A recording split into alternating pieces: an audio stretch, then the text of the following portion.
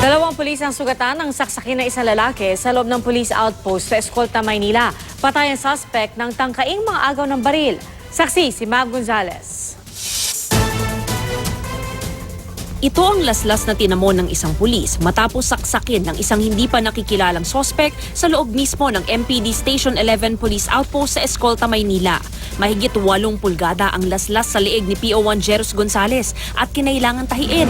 Ayon sa Manila Police, mag-aalauna ng madaling araw noong Lunes nang pumasok ang lalaking sospek. May pumasok na isang lalaki pretending to be a complainant, walking complainant. Nung ini-interview nung pulis natin, siyempre nakaupo, gano'n, ini-interview. Bilang may bumunot na yung yung cutter, yung office cutter, bilang hinalibas ng gano'n yung pulis natin. Nangaawati ng kasamahan niyang si PO2 Mark Osit ang sospek. Inundayan din ito ng saksak sa mukha at leeg. Tinangka pa raw ng sospek mang-agaw ng baril.